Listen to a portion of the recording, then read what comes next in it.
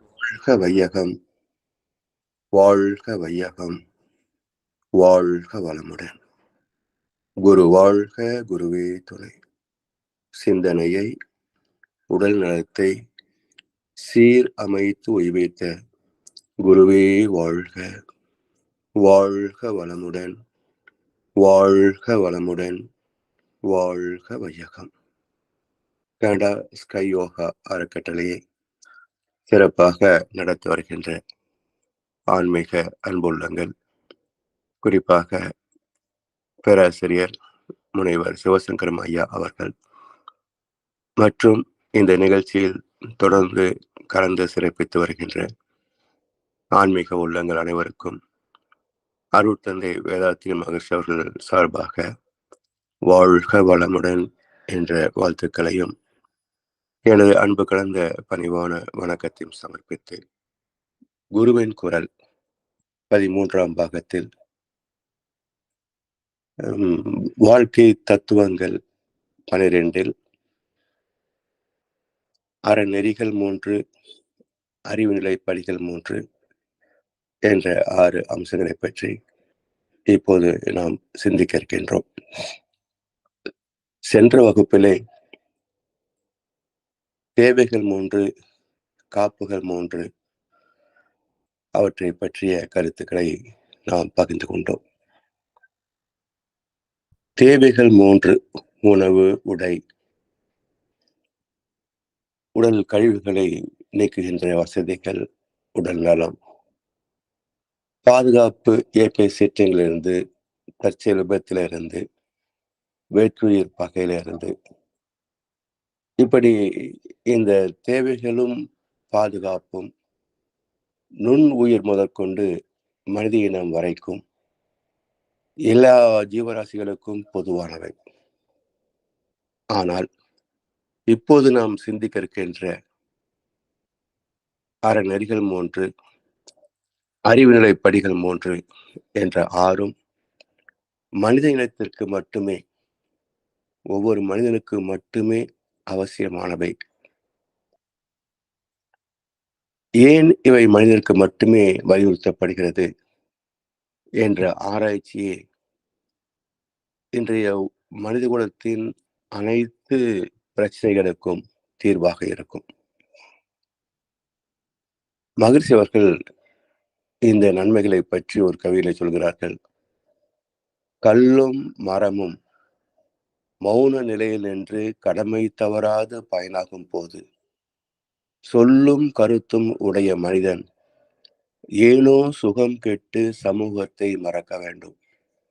அல்லும் பகலும் ஆசை ஒழிக்கவென்றே ஆசைதனை பேராசையாக்கிக் கொண்டு தொல்லைப்படும் அன்பர்களே சுருங்கச் சொல்வேன், சுயநிலையை அறிவறிய கருதவமே போதும் என்கிறார். அதாவது மனதின் எழுச்சி வேகத்தால் தான் பேராசை தோன்றி அதனுடைய கிளைகளாக பல்வேறு குற்றங்கள் நிகழ்கின்றன. இயற்கை அமைப்பே அமைதியும் இயக்க ஒழுங்கும் தான். கல்லும் மரமும் மௌன நிலையில் நின்று, அதற்கென்று மொழி கிடையாது. ஆனால் கடமை தவறுகின்றதா என்று பார்க்கின்ற போது எந்த இனமும் தமது கடமைகளை மறப்பது இல்லை. அப்படி உலகத்தில் உள்ள எல்லா ஜீவராசிகளும் அதன் வாழ்க்கை கடமைகளை ஆற்றி வாழ்கின்ற போது சிந்திக்கின்ற திறமையும் பேசுகின்ற ஆற்றலும் உடைய இந்த மனிதன் மட்டும் ஏன் இத்தனை சிக்கல்களை உருவாக்க வேண்டும், மற்றவர்களை வருத்த வேண்டும் என்ற காரணத்தை பார்க்கின்ற போதுதான் ஆசை ஒழிக்கவென்றே ஆசைதனை பேராசையாக்கிக் கொண்டு, ஆசையின்றி வாழ முடியாது. ஆனால் ஆசையின் கைப்பாவையாகவே மனிதன் மாறிவிட்டால் ஆசைக்கு எல்லை கூட கிடையாது, முற்றுப்புள்ளியும் கிடையாது. அதுவே அனைத்து சிக்கல்களுக்கும் காரணம் ஆசையே துன்பத்திற்கெல்லாம் காரணம் என்று ஒற்றை வரியில் அனைத்து சிக்கல்களுக்கும் தீர்ப்பு அளித்த மகான் புத்த பெருமான். எனவே இந்த ஆசைகளை முறைப்படுத்திவிட்டால் எல்லா சிக்கலும் தீர்ந்துவிடும். ஆசைகளை முறைப்படுத்த வேண்டும் என்றால் மனதை ஒழுங்குபடுத்த வேண்டும்.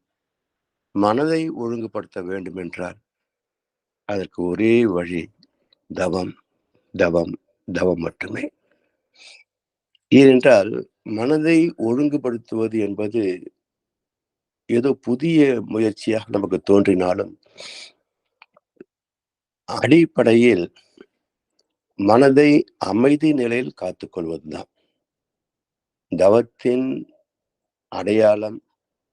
தவத்தின் வெளிப்பாடு, பயன்பாடு என்ன என்றால் 40 அலைச்சூழல் வரைக்கும் பயணிக்கக்கூடிய மனதை 20க்கு உள் பயணிக்கக்கூடிய அளவுக்கு சாந்தப்படுத்துவதுதான். இந்த முயற்சிக்கு பெயர் தவம் என்று சூட்டிக்கொண்டோம், அவ்வளவுதான். அமைதியில் வாழ்வது, அதுதான் தவ வாழ்க்கை. இது என்ன விளைவை நமக்குள் மாற்றம் படுத்துகிறது என்றால், நான் யார், வாழ்க்கை என்பது என்ன, எங்கே பிறந்தோம், எங்கே போகப் போகிறோம், தெய்வம் என்பது எது, அந்த தெய்வத்திற்கு விதி என்பது என்ன என்ற பல கேள்விகளுக்கு விடை காண்பதுதான் இந்த தவ விளக்கத்தின் நோக்கம். இல்லை என்றால் மனிதன் ஒழுக்கத்தின்படி வாழவே முடியாது. காரணம், இந்த மனமே நமது பலமும் பலவீனமும். தர்மத்தை பின்பற்றுவதில் இருக்கின்ற பலவீனம், அதர்மத்தை பின்பற்றுவதில் இருக்கின்ற பலம். இதை மாற்றி அமைப்பதற்கு துணையாவது தவமும் தத்துவ விளக்கமும். இந்த தத்துவ விளக்கத்தை தான் அறநெறிகள் என்று சொல்வார்கள். தவத்தை அறிவு நிலை படிகள் என்றும் சொல்லலாம். இப்போ முதலில் அறநெறிகள் என்ற விளக்கத்தை பார்ப்போம். அறம் என்றால் என்ன? வள்ளுவ பெருந்தகை கடவுள் வாழ்த்து, வான் சிறப்பு, நீற்றார் பெருமை என்ற முதல் 3 தலைப்புகளிலே திருக்குறட்களை தந்த பிறகு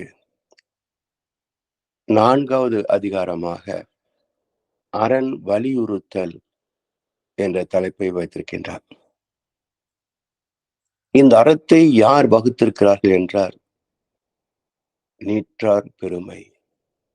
நீத்தார் பெருமை அல்ல, நீத்தார் என்றால் இறந்து போனவர்கள். நீற்றார் என்றால் பற்றுகளை துறந்தவர்கள். நாம் திருநீறு என்று சொல்கின்றோமே, அது என்னுடைய பூர்வீகம் பார்த்தோம் என்றால் பசுமாட்டின் சாணம். அது நார் நாராக பின்னி பிணைந்து கிடக்கும். அதை எடுத்து தாமரை இலை சேர்த்து அதை நெருப்பிலே பொசுகுகின்ற போது அது சிறு சிறு நுண் துகள்களாக மாறிப்போகிறது. காற்று அடித்தால் அத்தனை துகள்களும் எங்கே போயின என்று அடையாளம் காண முடியாதபடி பஞ்சபூதங்களோடு கலந்து போகும். இப்படி எந்த பற்றும் இல்லாமல் தான் என்ற அடையாளம் இல்லாமல் வாழ்கின்றவர்கள் தான் நீற்றார், சான்றோர் பெருமக்கள், ஆன்றோர் பெருமக்கள். அவர்களது பெருமையை எடுத்து விளக்கிய பிறகு இந்த நீற்றாரின் தொண்டு என்ன, கடமை என்ன என்பதைத்தான் அரண் வலியுறுத்தல் என்று 4வது அதிகாரமாக வைத்து, இது யாருக்கு சொல்லப்படுகிறது என்ற கேள்விக்கு விடை வேண்டும் அல்லவா? அதற்கு இல் வாழ்க்கை என்று 5வது அதிகாரத்தை வைத்து, இந்த இல் வாழ்க்கைக்கு உற்ற துணை யார் என்றால் வாழ்க்கை துணை நலம் என்று 6ஆம் அதிகாரத்தை வைத்து, இந்த இல்வாழ்க்கையின் நிலை, சிறப்பு, கடமை என்ன என்றால் மக்கட்பேறு, இதுதான் வாழ்க்கை. இந்த 7 தலைப்புகளுக்கு அவசியமான விளக்கங்களே மற்ற 126 தலைப்புகளும். எனவே அரண் என்பது என்ன என்றால், அரண்மனை என்று ஆட்சி புரிகின்ற வேந்தர்கள் வாழ்கின்ற இடத்தை குறிப்பிட்டிருக்கிறார்கள். சாதாரண செல்வந்தர்களின் மாளிகைக்கும் அரண்மனைக்கும் என்ன பேதம் என்றால், அரண்மனை தனித்து ஒரு பாதுகாப்பான இடத்திலே சுற்றிலும் நீண்ட நீர்நிலைகளை ஏற்படுத்தி அவற்றை முதல்களை விட்டு அந்த வாசல் கதவையும் அடைத்திருப்பார்கள். மக்களின் செயல்பாடுகள் அனைத்தும் அதுக்குள் தான் நடக்கும். தேவை இருக்கின்ற போதுதான் கதவு திறக்கும், வெளியே வந்து மற்ற பொருட்களை எடுத்துக்கொள்வார்கள். மீண்டும் கதவு அடைக்கப்பட்டுவிடும். அப்போ அகழி என்ற ஒரு பாதுகாப்புக்குள் சுற்றி வீரர்கள் காவல் நிற்க ஒரு மிக பாதுகாப்பான வாழும் இடம்தான் அரண்மனை என்பது நம்ம எல்லோருக்கும் தெரிந்த விஷயம். அதே போல ஒவ்வொரு தனி மனிதனுக்கும் வாழ்க்கையில் எந்த வகையான சிக்கலும் இல்லாமல் ஒரு பாதுகாப்பான வாழ்க்கை வாழ்வதற்கு எது துணை என்றால் அரணே துணை. அந்த அரணை வலியுறுத்தி சொல்ல வேண்டும் என்பதைத்தான் அரண் வலியுறுத்தல் என்ற அதிகாரத்தை தந்திருக்கின்றார் வள்ளுவப்பெருந்தகை. எனவே அறம் என்பது மனித வாழ்க்கைக்கு பாதுகாப்பான ஒரு வேலை. இந்த அறம் எப்போது பிறந்தது என்ற ஒரு கேள்வி எழுகின்ற போது மகிழ்ச்சி அவர்கள் ஒரு கவிதை குறிப்பிடுகின்றார். பிற உயிர் படுகின்ற சுக துக்க உணர்வுகளை கூர்ந்து அறிவால் ஆராய்ந்து அந்த உயிரின் துன்பத்தை நீக்குவதற்கு அறிவு எழுச்சி பெற்ற முதல் நாள் உலகில் அறம் தோன்றியது. அதை வளர்த்தவர்கள் பெயரால் மதங்கள் தோன்றின என்று ஒரு அற்புதமான கவியை தந்திருக்கின்றார்கள். அப்ப அறம் என்பதன் முதல் கோட்பாடு இன்னொரு ஜீவன் படுகின்ற துன்பத்தை நீக்குவதுதான். சுக துக்க உணர்வுகளை கூர்ந்து ஆராய்ந்து. அப்ப சுகத்திலே பங்கு கொள்ளலாமா என்ற கேள்விக்கு மகிழ்ச்சி பதில் சொல்லல. துக்கத்தில் தான் பங்கு கொள்ள சொல்கிறார்கள். ஏனென்றால் என்னுடைய சுகத்திலே எனக்கு பங்கு கொடு என்று கேட்பது பிச்செடுப்பதற்கு சமம். சுகப்படுபவர்கள் தன்னுடைய சுகத்தை பகிர்ந்து கொள்ளலாமே தவிர உன்னுடைய சுகத்திலே எனக்கு பங்கு கொடு என்று கேட்பது பிச்சைக்காரத்தனம். ஆனால் துக்கப்படுகின்ற ஜீவனுக்கு அவனுடைய துக்கத்திலே பங்கு கொள்வது மனித நேயம், தெய்வத்தன்மை, கருணையின் வெளிப்பாடு. எனவே அந்த சுகப்படுகின்ற ஜீவனை பற்றி கவலைப்பட வேண்டிய அவசியம் கிடையாது.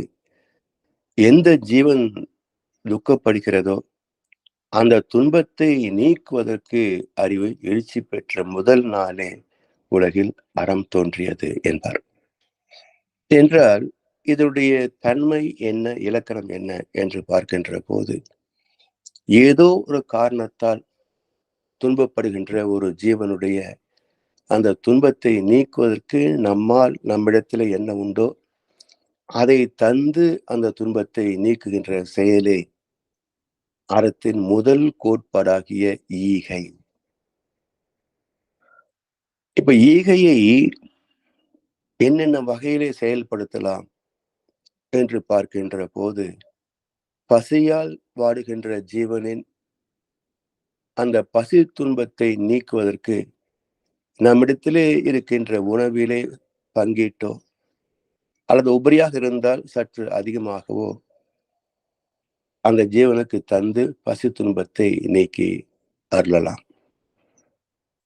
அல்லது உடல் உபாதையில் இருக்கக்கூடிய ஒரு ஜீவனுக்கு அந்த உபாதை நீக்குவதற்கு நம்மால் என்ன உதவி செய்ய முடியுமோ அப்படி நம்முடைய செயல் மூலமாக, உழைப்பின் மூலமாக உதவி செய்யலாம். அல்லது ஏதோ ஒரு பிரச்சனையில் சிக்கி தவிக்கின்ற ஒரு ஜீவனுக்கு அந்த பிரச்சனையிலிருந்து எப்படி விடுபடுவது என்பதை நம்முடைய கற்றறிவை கொண்டோ அல்லது பட்டறிவு என்று சொல்கிறார்களே அனுபவங்கள், அந்த அனுபவத்தின் மூலம் பெற்ற பாடத்தை கொண்டோ அந்த ஜீவனுடைய துன்பத்தை நீக்குவதற்கு வழிகாட்டலாம். இப்படி ஈகை என்பது பொருளால், உழைப்பால், அறிவின் அனுபவத்தால், இப்படி 3 வகையிலையும் ஒரு ஜீவன துன்பத்தை நீக்குகின்ற செயலுக்கு ஈகை என்று மகர்ஷி சொல்கிறார்கள். இப்போ துன்பப்படுகின்ற ஜீவனின் துன்பத்தை நீக்குவதற்கு இந்த 3 வகைகளிலே ஈகை செய்கிறோம் என்றால் இதற்கு ஒரு மறுபக்கம் உண்டு.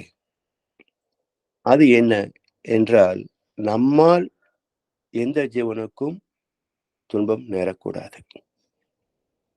ஏதோ காரணத்தால் துன்பப்பட்ட ஜீவனுக்கு உதவுகிறோம் என்றால், மறுபக்கம் நம்மால் எந்த ஜீவனுக்கும் துன்பம் நேரக்கூடாது. அதற்கு என்ன செய்ய வேண்டும்? அதன் இலக்கணம் என்ன என்கின்ற போது, எண்ணம், சொல், செயல், இந்த 3 தான் மனித வாழ்க்கை. செயலை பிரித்து பார்க்கின்ற போது உணவு உண்ணுதல், உழைப்பு, உறக்கம், சந்ததி விருத்தி, தாம்பத்தியம். அப்ப எண்ணம், சொல், செயல்கள் 4 வகை, மொத்தம் 6.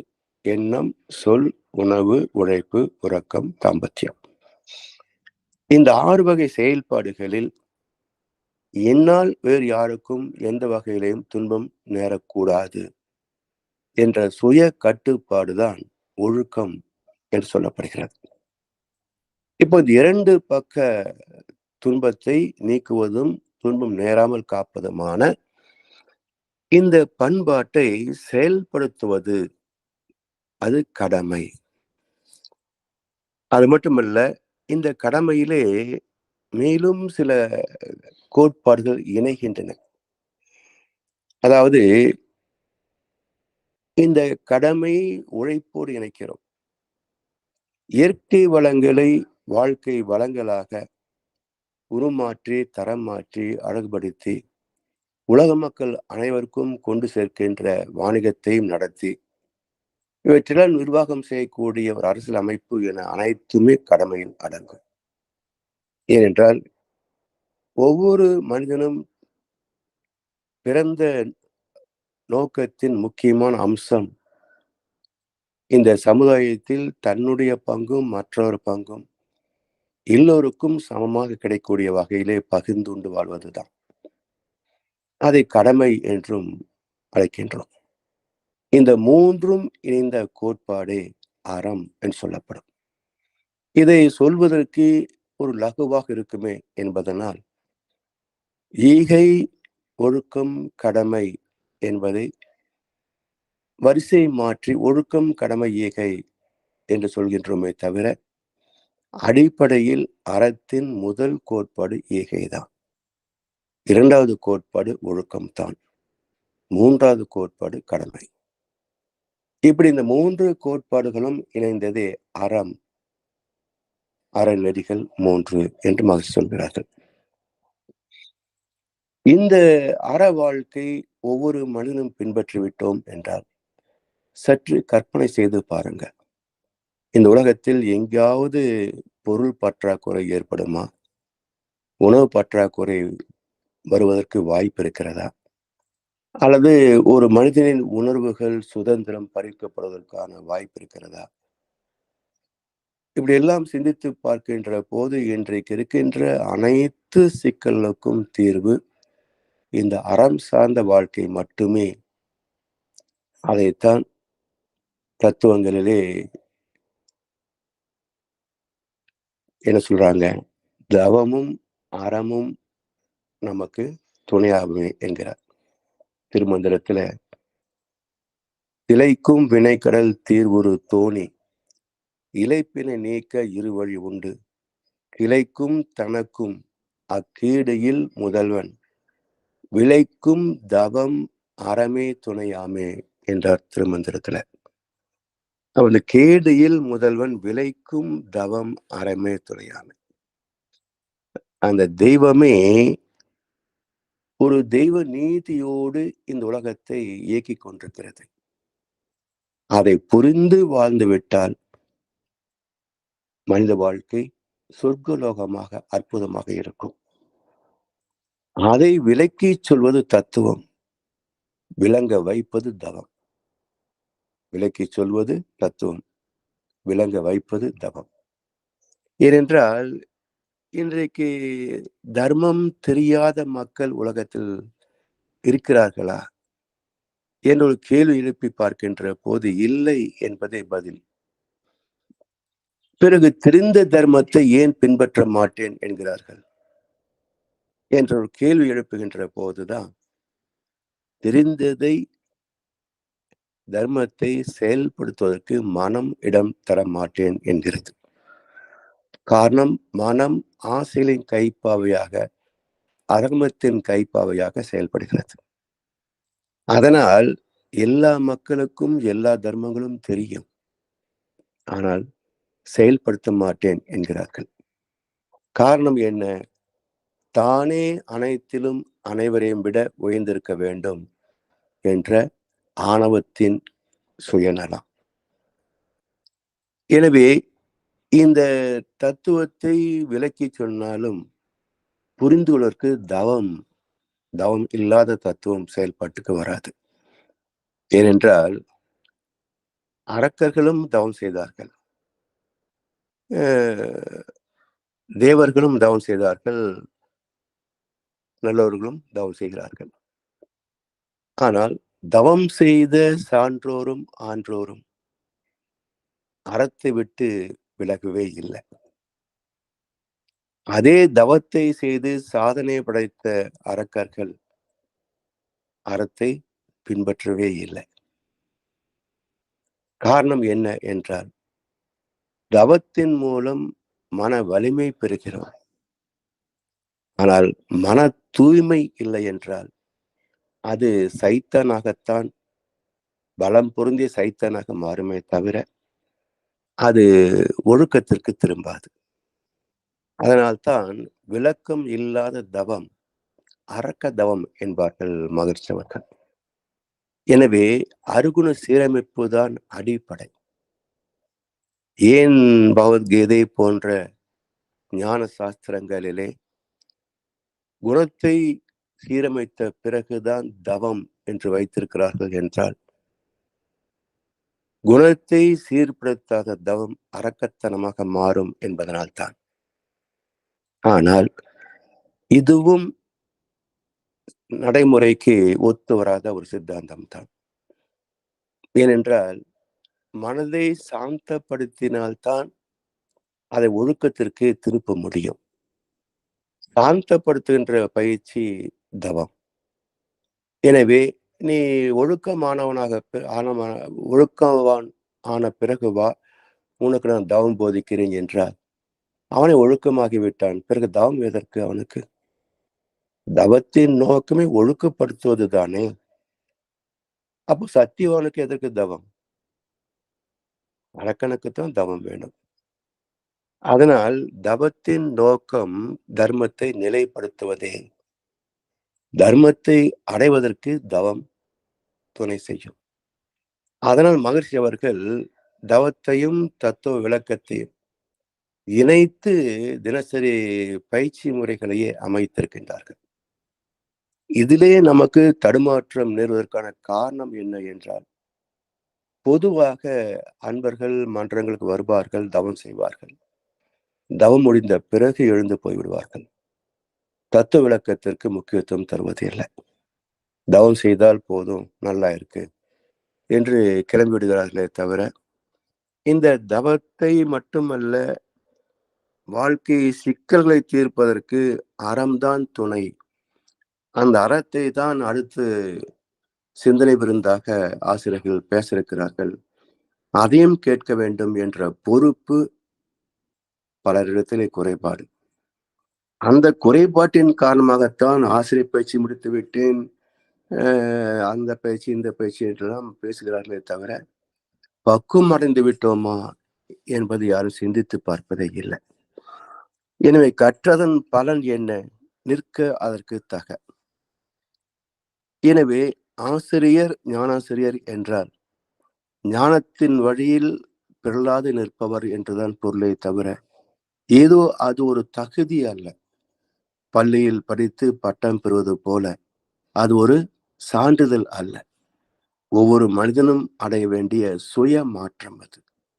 அதுக்கு யாரும் சான்றிதழ் அளிக்க முடியாது. நமக்கு நாமே தான் சான்று கொடுத்துக் கொள்ள வேண்டும்.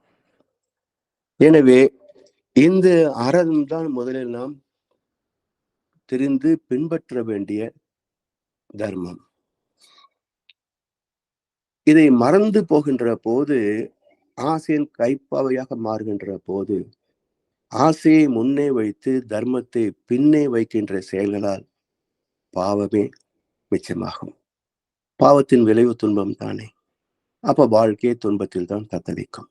உலகமே சிக்கல்களில் தான் தத்தளிக்கும். மனிதன் எப்போதும் தனது சாமர்த்தியத்தை பயன்படுத்தி சாதிக்க பார்ப்பான். அடிப்படையில ஆசை கொண்ட நெஞ்சம் தனில் வழி இரண்டு இருக்கும் என்பார் கண்ணதாசன். ஆசை கொண்ட நெஞ்சம் ஒண்ணுதானே. அதுல வழி எப்படி இரண்டு இருக்கும் என்றால், இந்த ஆசையை நிறைவு செய்வதில் இரண்டு வழி உண்டு. ஒன்று அறம் சார்ந்தது, இன்னொன்று மரம் சார்ந்தது. அறம் சார்ந்த வழியிலே ஆசைகளை நிறைவு செய்கின்ற போது அது மற்றவர்களுக்கு எந்த வகையிலேயும் பாதிப்பை ஏற்படுத்தாது. முடிந்தால் மற்றவருக்கும் பகிர்ந்தளிக்கக்கூடிய ஒரு பண்பாடு பிறக்குமே அன்றி அதிலே மற்றவர்களுக்கு தீங்கு கிடையாது. அறம் சாராத ஆசை என்ன செய்யும்? அது அதர்மத்தின்படி எட்ட முடியுமா, அடைய முடியுமா என்று ஆசை பேராசையாக வெறியாக மாறி போகும். அப்போ தெய்வ நீதி என்ற வேலியை தாண்டி மனம் தவறுகளை செய்துவிடும்.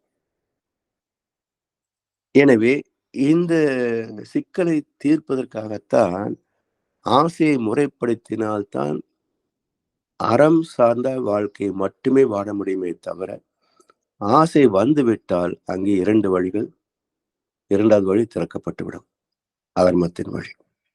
அப்ப தர்மத்தின்படி பெற முடியவில்லை என்றால் அதர்மத்தின்படி பெற முடியுமா என்று பார்ப்பார்கள். சரி, இப்போ தர்மத்தின்படி பார்க்கின்ற போது தன்னால் சாதிக்க முடியவில்லை என்றால் அதை ஏற்றுக்கொள்வார்கள். அதர்மத்திலே அந்த ஏற்புத்தன்மை இருக்காது. எப்படியாவது சாதித்தாக வேண்டும்.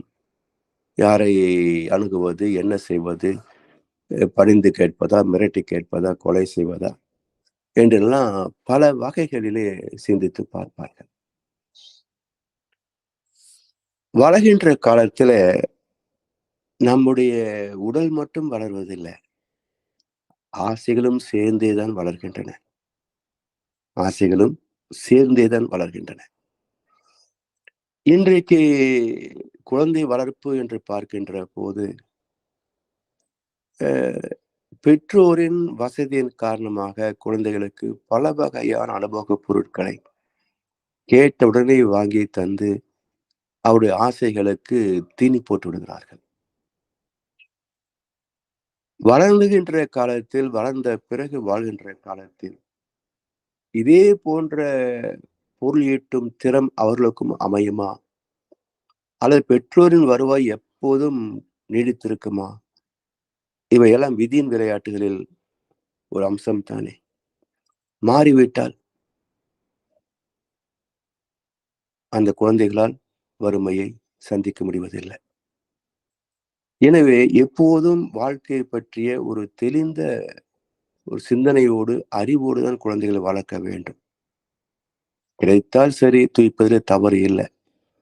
கிடைக்கவில்லை என்றால் அதை ஏற்றுக்கொள்ளக்கூடிய மனப்பக்குவம் வேண்டும். இந்த இரண்டையும் இணைத்து வளர்த்து விட்டோம் என்று சொன்னால் பிறகு பிரச்சனை கிடையாது. இப்போ ஆசைப்பட்டதெல்லாம் கிடைப்பது இல்லை.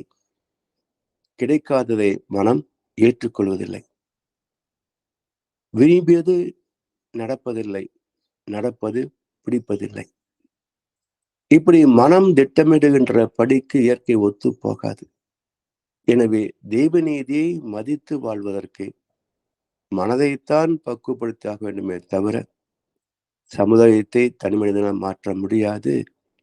தெய்வ நீதியை யாராலும் மாற்ற முடியாது. மற்ற ஜீவராசிகளுக்கு மனிதனுடைய மனதை போன்ற ஒரு வேகம் கிடையாது. அதன் உடல் சார்ந்த தேவைகளுக்குத்தானே எண்ணமே தோன்றும், ஆசையே தோன்றும். அதனால் உடல் தேவைகளுக்கு மேல் அதற்கு வசதிகள் தேவைப்படாது. அதனால் அதற்கு பேராசையும் கிடையாது, சிக்கல்களும் கிடையாது. ஆனால் மனித மனம் என்பதோ பகுத்தறிவை சார்ந்து செயல்படுவதனால இது சர்வ வல்லமை மிக்க ஒரு சைத்தான். தெய்வத்திற்கு நிகரான ஆற்றல் மிக்க ஒரு சைத்தான் இந்த மனம். இந்த மனதின் பக்குவத்தை வைத்தே செயல்பாடுகள் அமையும். தர்மமா அதர்மமா என்று வாழ்க்கை பிரிவுபடும். எனவே ஒழுக்கம், கடமை, ஈகை என்ற மூன்றையும் பின்பற்ற வேண்டிய, கற்றுக்கொள்ள வேண்டிய ஒரு கடமை, ஒரு சமுதாய அமைப்பு இருக்க வேண்டும், ஏற்படுத்தப்பட வேண்டும். அதுதான் மகிழ்ச்சியுடைய மனவள கலை இங்கே உலகத்தில் அதை சாதித்துக் கொண்டிருக்கிறது. அப்ப ஒழுக்கம், கடமை, ஈகை என்ற மூன்றும் இணைந்த வாழ்க்கை. இந்த கடமையை பற்றி கர்ம யோகம் என்ற தலைப்பில் மேலும் நாம் விரிவாக சிந்திக்க இருக்கின்றோம். இப்போதைக்கு இந்த தலைப்பில் இந்த அளவுக்கு என்னுடைய பொருள் போதும் என்று நினைக்கிறேன். அடுத்து அறிவு நிலை படிகள் 3. அதாவது அறிவு எல்லோருக்கும் உண்டு, எல்லா இடத்திலும் நீக்கமற நிறைந்திருப்பது அறிவுதான். அறிவு இல்லாத இடம் என்று எதையும் நாம் பிரித்து பேச முடியாது. அப்போ அறிவிலே என்ன தேவையாக இருக்கிறது என்றால் பக்குவம் தேவையாக இருக்கிறது. அறிவின் வளர்ச்சி என்று சொல்வதை விட அறிவின் பக்குவம் என்று சொல்வதுதான் பொருத்தமாக இருக்கும். ஏனென்றால் வளர்கின்ற பொருள் அல்ல அறிவு. நாம் பொதுவாக அறியாமையிலிருந்து வெளிப்படுகின்ற அந்த தெளிவை நோக்கிய பயணத்தை வளர்ச்சி என்று சொல்கின்றோமே தவிர, கண்ணாசு சொன்னது போல நெய்யும் நானும் சேர்ந்திருந்தோம் நிலவும் வானம் போலே. நான் நிலவை போல தேய்ந்து வந்தேன், நீ வளர்ந்ததாலே என்பார். அப்ப அறியாமை ஆக்கிரமித்த இடத்தை அறியாமை விலைக்கு கொண்டே வர வர அறிவு பிரகாசிக்க தொடங்குகிறது.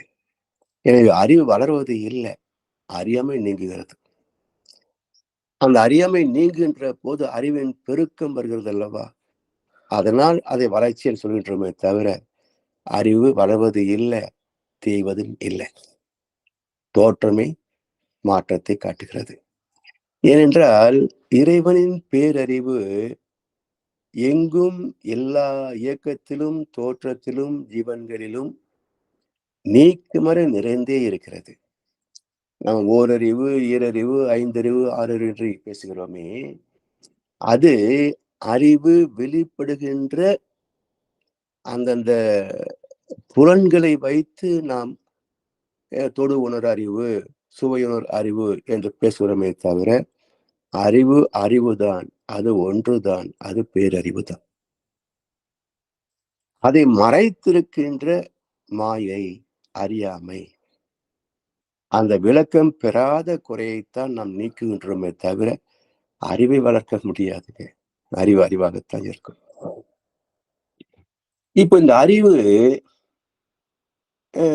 3 நிலைகளிலே மக்களிடம் இருக்கிறதாக மகிழ்ச்சி அவர்கள் அந்த படித்தளங்களை அமைக்கிறார்கள். அதாவது நம்பிக்கை, விளக்கம், முழுமை பேறு. நம்பிக்கை, விளக்கம், முழுமை பேறு 3 நிலைகள். இப்போ நம்பிக்கை என்பது என்ன? நமக்கு தெரியாது. இன்னும் சொல்லப்போனால், அ மகாபாரதத்துல இந்த நம்பிக்கை பற்றி மிக அற்புதமான ஒரு ஒரு இலக்கணமே வகுத்து வைத்திருக்கின்றார் வில்லிபுத்தர் ஆழ்வார். ஏன்னா இது வான்மீகி பாரதத்துல இருந்ததாக செய்தி இல்ல. வில்லி பாரதத்துல இருப்பதாகத்தான் செய்தி சொல்கிறது. அப்ப வில்லிபுத்தர் ஆழ்வார் என்ன கருத்தை வைக்கிறார் என்று பார்க்கின்ற போது, இந்த குருட்சேத்திர யுத்தம் செய்வதா வேண்டாம் என்ற ஒரு கலந்தாய்வு காட்சி, அதிலே வரக்கூடிய இந்த ஒரு கலந்துரையாடலிலே இந்த தத்துவம் அடங்கியிருக்கிறது. அது என்னென்று பார்க்கின்ற போது, கிருஷ்ண பரமாத்மா தூது சென்று சமாதானமாக பேசி, தனக்குரிய பங்காகிய நாட்டை திருப்பி வாங்குவது என்று ஒரு முடிவாகிறது. அப்போ ஒவ்வொரு கருத்தை கேட்கின்ற போது பீமன் அதற்கு உடன்படுவதில்லை.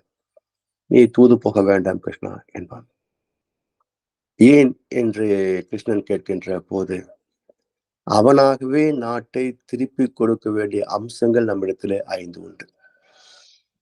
அதை பற்றிய சிந்தனை இல்லாதவன், நம்பிக்கை இல்லாதவனிடத்திலே தூது போவது வீண் வேலை என்பான். அது என்ன என்று கேட்கின்ற போது, இந்த உலகத்திலே கதா யுத்தத்திலே நான் சிறந்தவன்.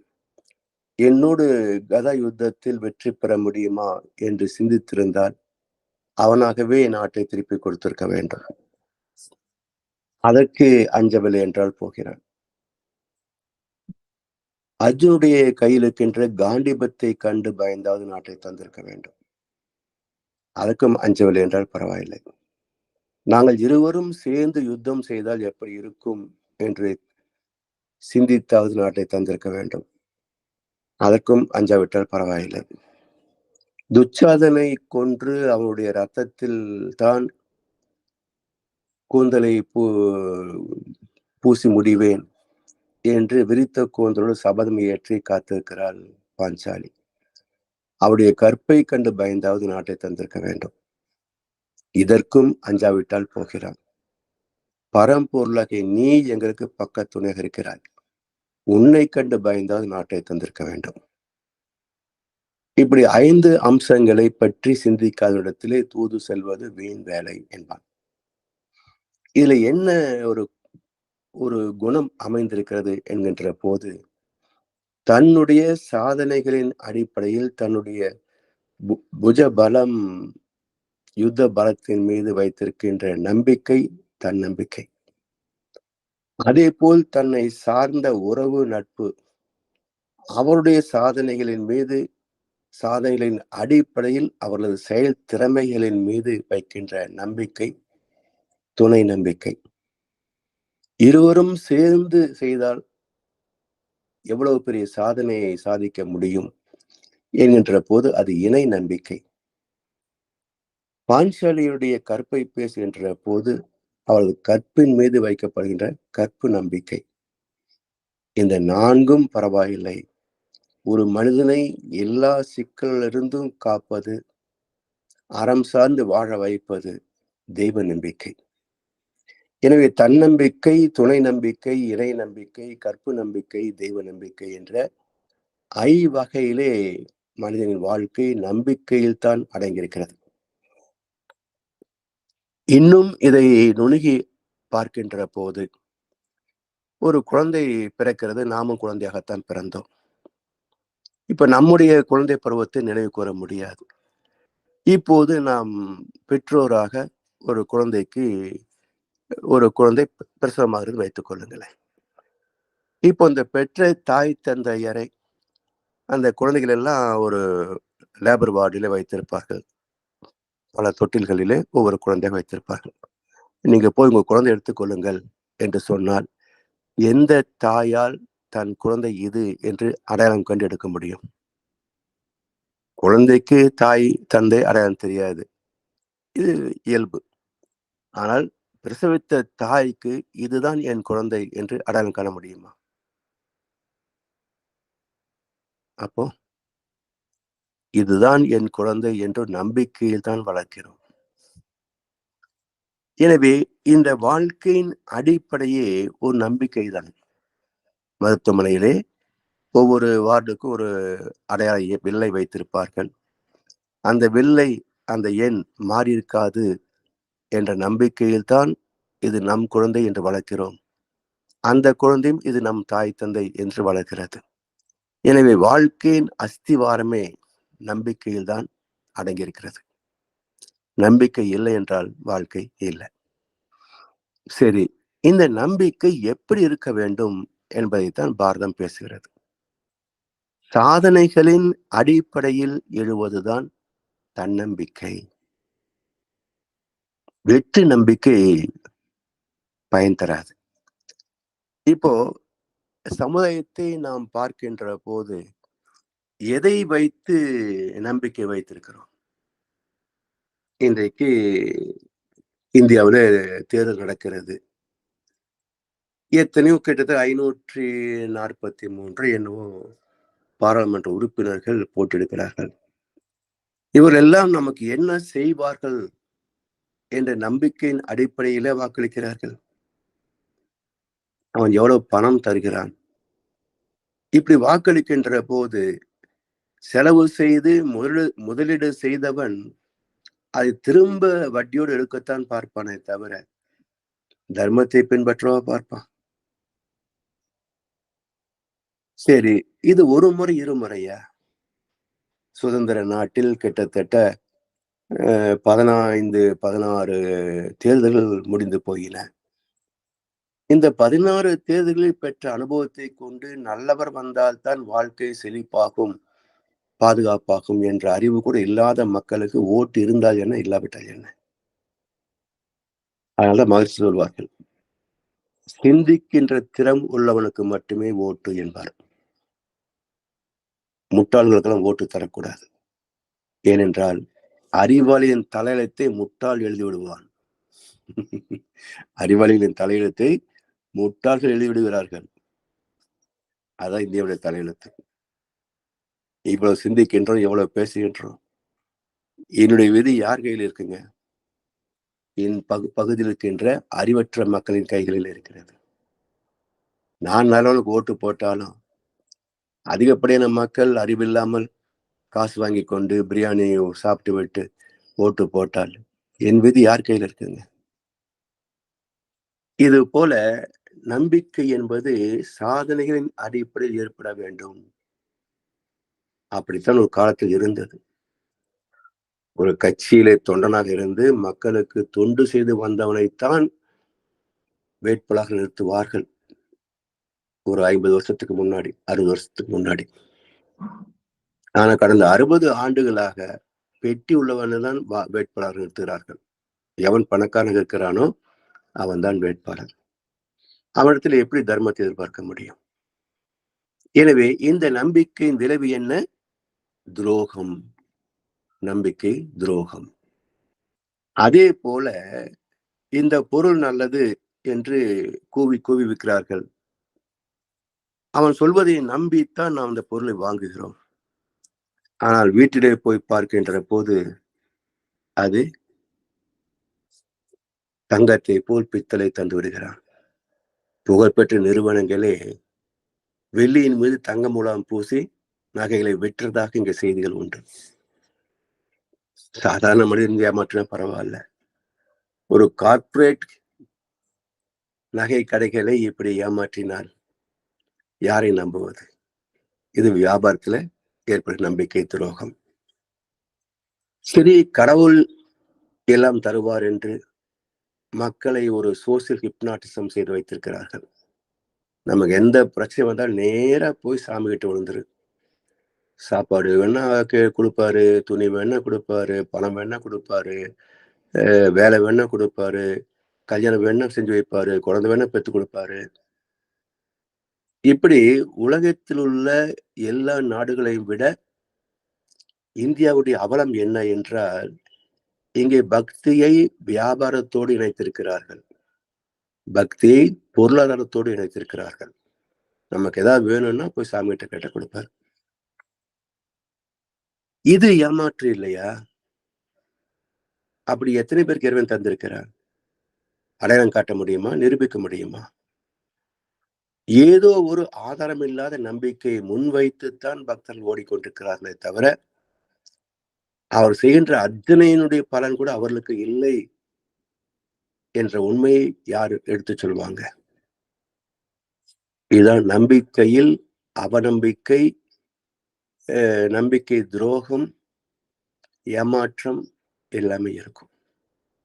எனவே இந்த நம்பிக்கை என்ற கோட்பாட்டிலிருந்து விளக்கத்திற்கு மாற்றம் பெற வேண்டும். விளக்கம் என்பது என்ன? இந்த நம்பிக்கை ஏமாந்து போகாமல் பாதுகாக்கின்ற வழிமுறைகளும் விளக்கங்களும் தானே விளக்கம்.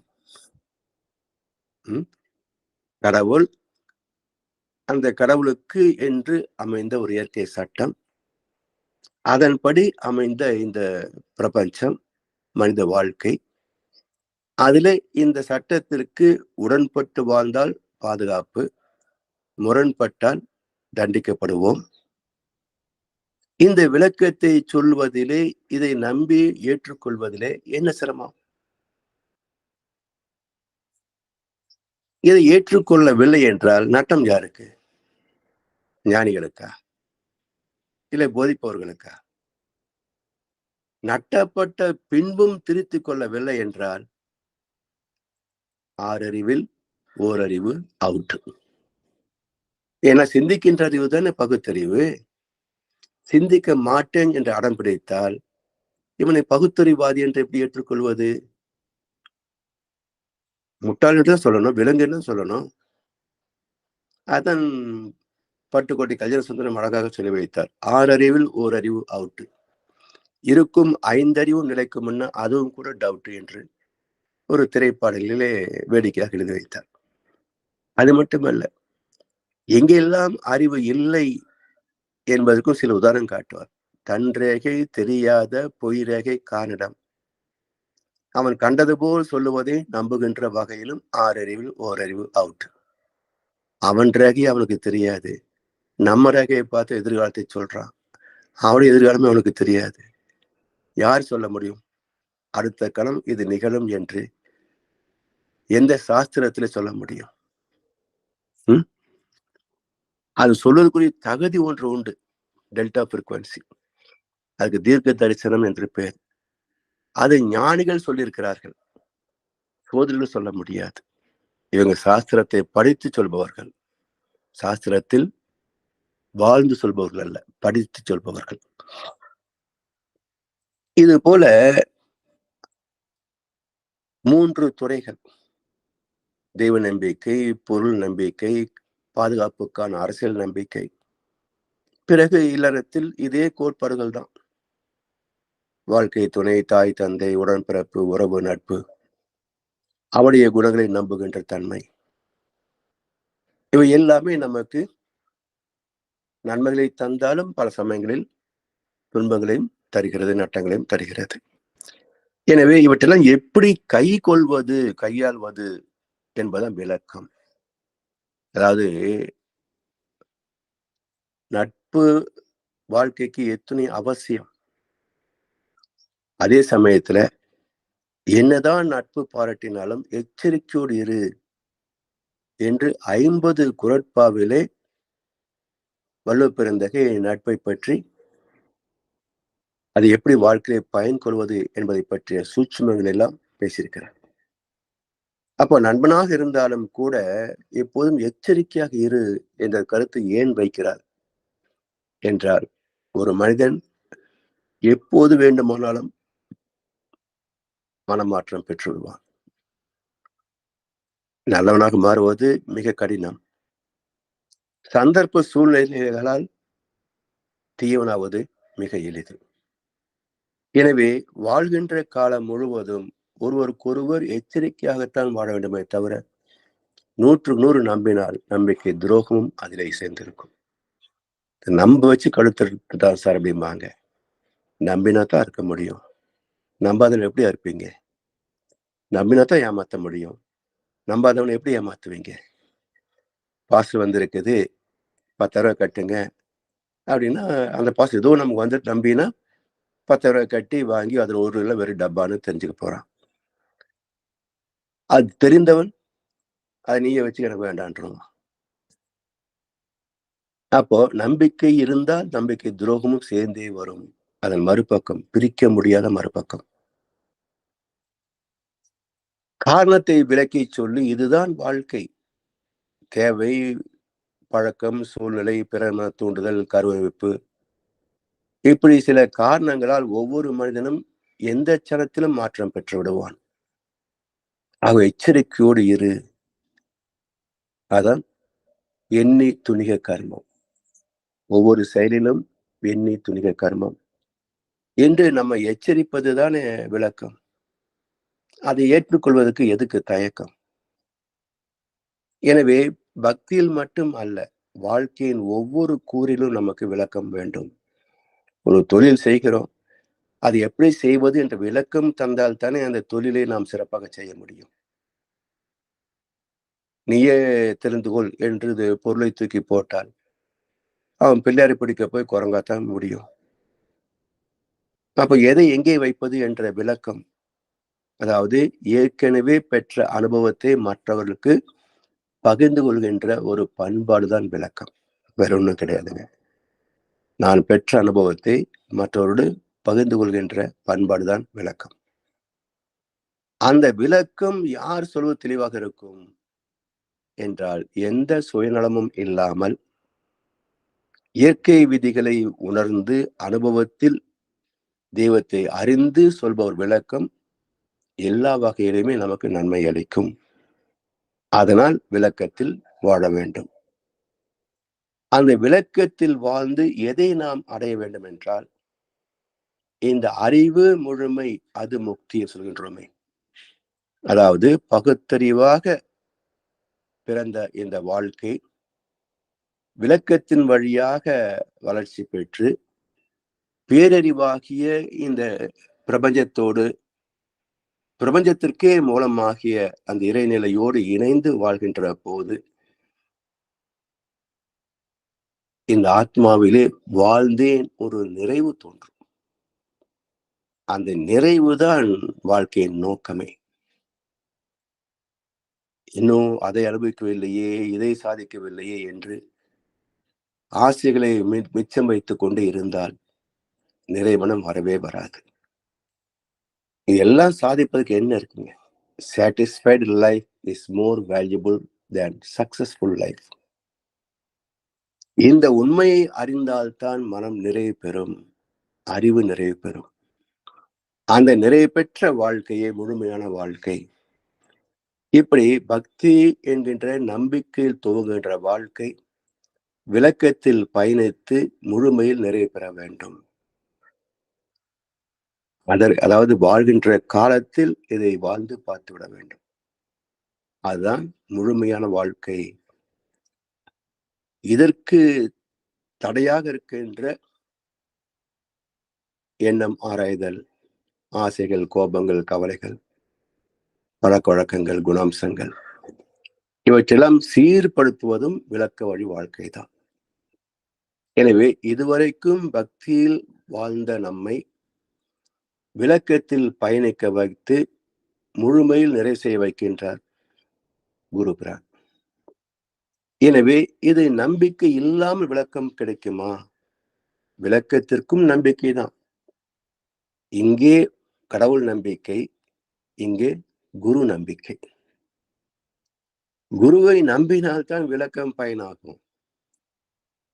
அப்போ யார் குரு என்பதை எப்படி தேர்வு செய்வது? அவர் ஒரு போலி சாமியாரா இருந்தா?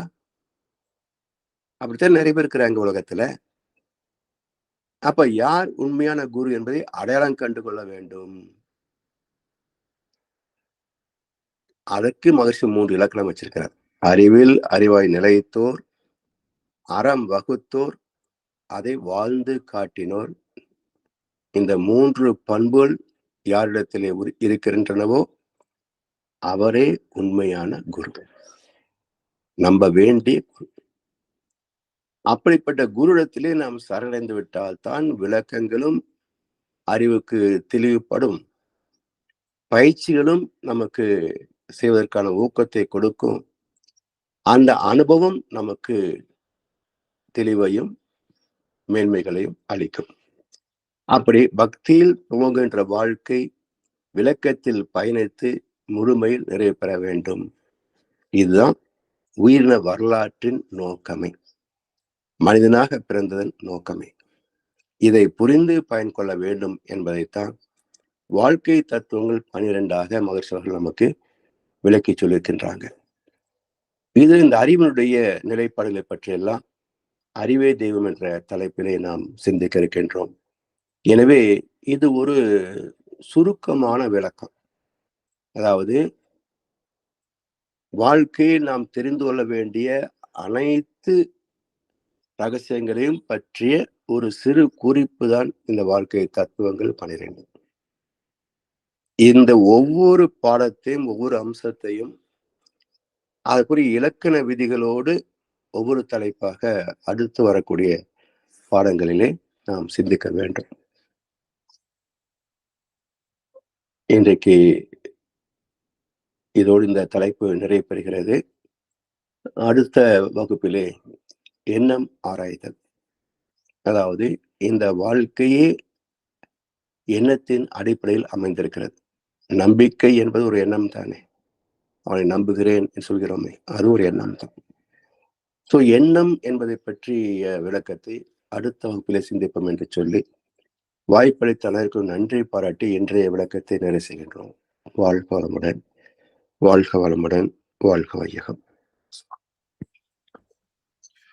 வாழ்க வளமுடன். மிக்க நன்றிகள் ஐயா. வாழ்க வளமுடன் ஐயா.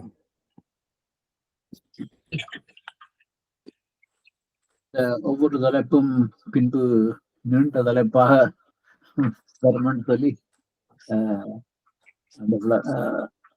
முன்கூட்டியே அறிவித்தீர்கள். நன்றி ஐயா. ஒவ்வொரு தலைப்புல கேள்விகள் அப்ப அந்தந்த நேரத்துல தலைப்புகளை பார்க்கும்போது என்னுடைய சந்தேகங்களை கேட்டுக்கொள்ளலாம் நினைக்கிறேன். இப்பொழுது அன்பர்களுக்கு இன்றைய வகுப்பிலே ஏதாவது கேள்விகள் இருந்தால் கேட்கலாம்.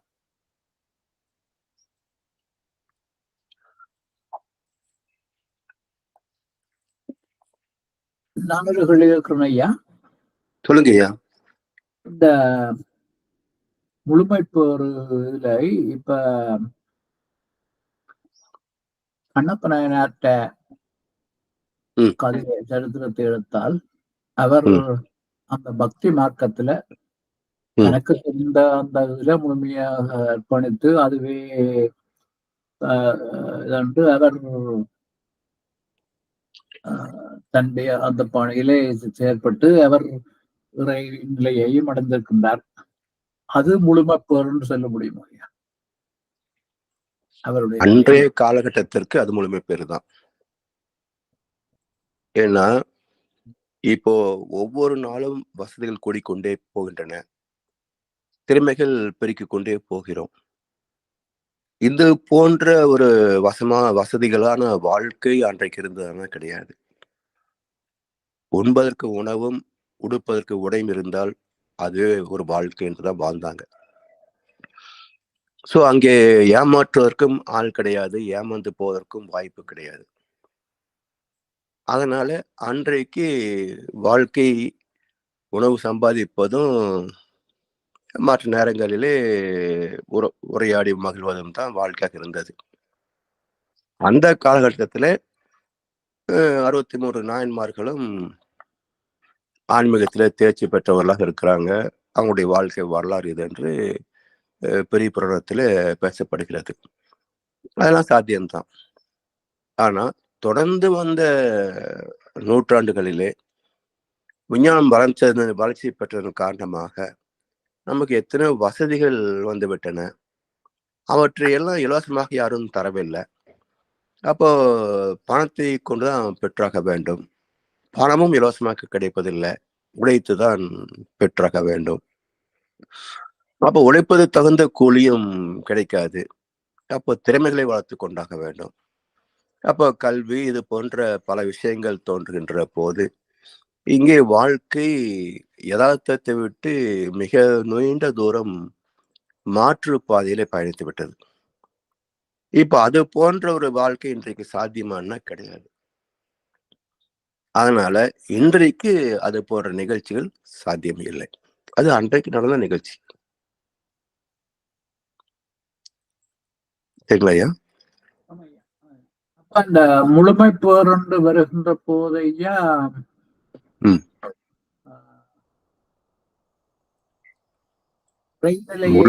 முழுமை பேரு இன்றைக்கு எத்தனை பேர் எட்ட முடியும்? அதாவது அது எட்டுவதற்கு மிக மிக அரிதானது. ஆனா ஏதோ ஒரு பிறவியிலாவது அதை துவங்கவில்லை என்றால் அடுத்த தலைமுறைகளில் அதை பின்பற்ற முடியாது. அதனால முழுமை பேர் என்பது ஒரு ஒரு என்ன சொல்வது, ஒரு குறிக்கோளாக வைத்துக் கொள்வோம். ஆனால் அடையக்கூடிய பிறவி என்பது இப்பிறவிலே அடைந்துவிட வேண்டும் என்ற வேகத்தை வைக்கக்கூடாதுங்க. செயல்பாட்டை வைக்கலாம். தினசரி பயிற்சி செய்வதிலே, தவம் செய்வதிலே அந்த ஈடுபாட்டோடு நிறுத்திக் கொள்ள வேண்டுமே தவிர, இதிலே கூட நான் நிறைவேற்றே ஆக வேண்டும் என்ற ஆசையை முன்னே வைத்தது என்றால் அது கர்மயோகம் அல்ல, அது காமிய கர்மம். சோ வாழ்க்கை என்பது கர்ம யோகமாகத்தான் இருக்கணும். செய்யறோம், பலன் வந்ததுன்னா மகிழ்ச்சி, வரலையா பரவாயில்ல, இன்னொரு நாள் வரும், அல்லது என்னோட சந்ததிகளுக்கு அது கிடைக்கும். ஆனால் கர்ம யோகம்தான் முழுமை பெற்றிருக்கு. ஒரு வாழ்க்கை முறையாக கீதையும் பேசுகிறது, மகர்ஷியும் பேசுறாங்க. கர்மயோகத்துல எதிர்பார்ப்பு கிடையாது. எதிர்பார்ப்பு இருந்தால் அது கர்மயோகம் அல்ல. சரிங்களா? அதனால ஆன்மீக பயிற்சிகளை கூட எதிர்பார்ப்பு இல்லாமல் தான் செய்ய வேண்டுமே தவிர, இறைவனை அடையணும், முழுமை பெறணும் என்பது நல்ல நோக்கம்தான் என்றாலும் கூட எதிர்பார்த்தால் கிட்டாது. ஏனென்றால் எதிர்பார்ப்பு என்பது மனம் சார்ந்தது, வாழ்க்கை என்பது அறிவு சார்ந்தது. கர்ம யோகியாக வாழ்ந்து போகணுமே தவிர முழுமை கிடைக்குமா இல்லையா என்றாலும் ஆராய்ச்சி பண்ணி பார்க்க கூடாது.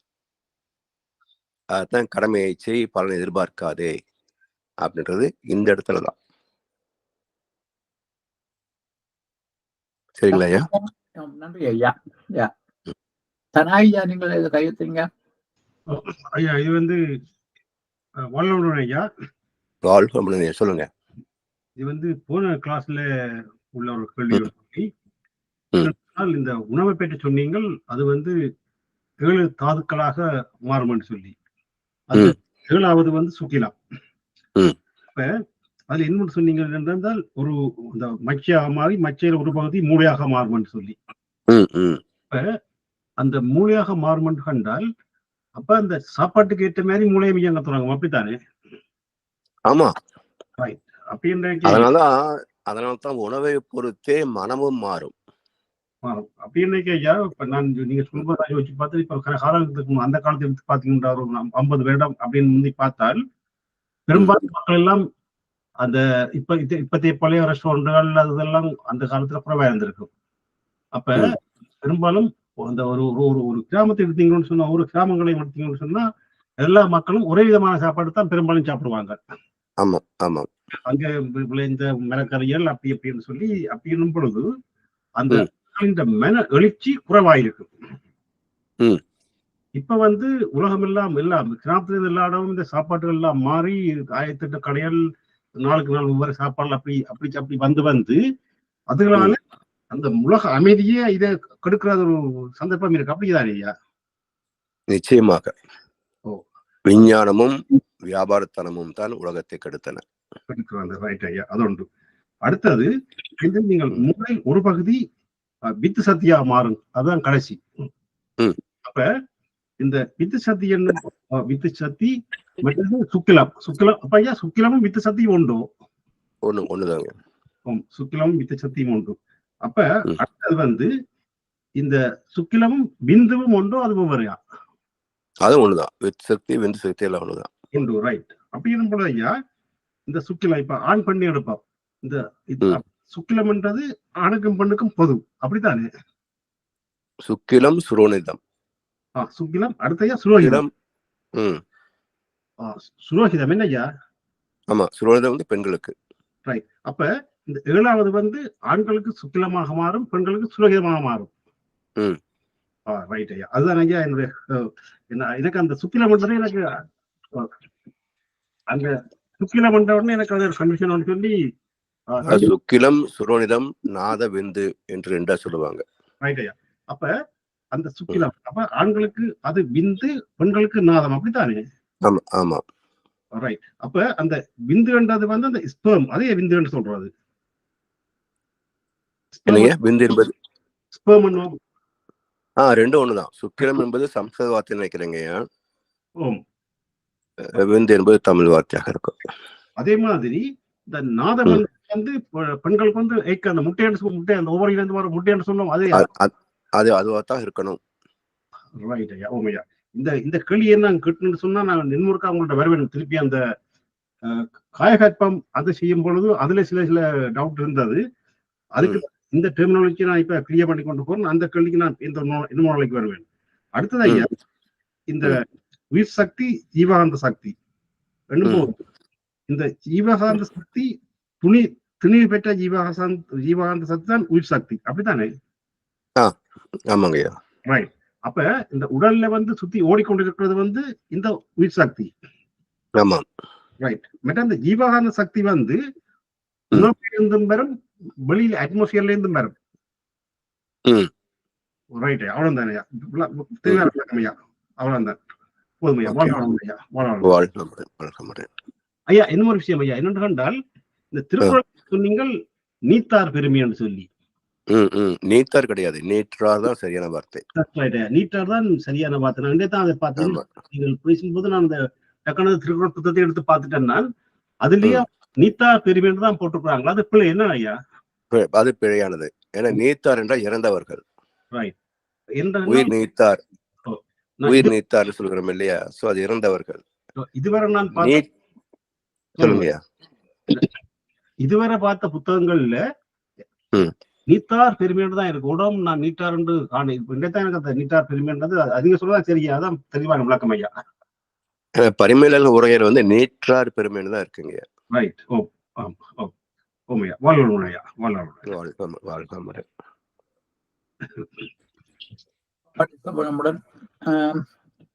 நாங்கள் வேற கேள்விகள் இல்லையா? இதுடன் நிறைவு செய்வோம். சரிங்கய்யா. ஐயா, அந்த துவக்கத்துல கேட்டனே அந்த கேள்வி நம்ம வந்து பிறகு டிஸ்கஸ் பண்ணிக்கலாமா? அது எனக்கு சரியா பிடிபடலை. நீங்க என்ன மெசேஜ் அனுப்பினீங்கன்றது சரியா பிடிபடலை. அதை நம்ம தனியா பேசிக்கொள்ளாமா? வாழ்க்கை. சிவாயா, சிவாயா, சிவாயா, சொல்லுங்க ஐயா. நீங்கள் ஐயா இன்றைக்கே பேசிக்கொள்ளலாம். நாங்கள் எல்லாம் லாக் அவுட் பண்ணிடுவோம், வெளியே போயிடுவோம். இல்லை, நான் ஐயா அடக்க பிரச்சனை இல்லை. இதுவரை நேரம் இந்த குருவின்கள் வகுப்பு 12 13 முடிஞ்சு கேட்கலாம். இது 13 குருவின்கள் பாகம் 13 இந்த சிறந்த சிந்தனையை நமக்கு வழங்கி எமது கேள்விகளுக்கெல்லாம் தெளிவான விளக்கங்களை தந்த முதுநிலை பேராசிரியர் பழனிசாமி ஐயாவுக்கு நாம் நன்றிகளை தெரிவிப்பதோடு ஐயாவுக்கு ஒரு வாழ்த்து தெரிவிப்போம். பேராசிரியர் பழனிசாமி ஐயா,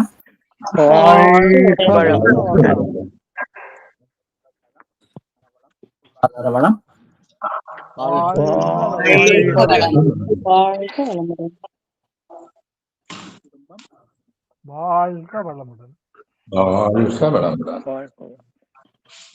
வேதாத்திரிய தொண்டு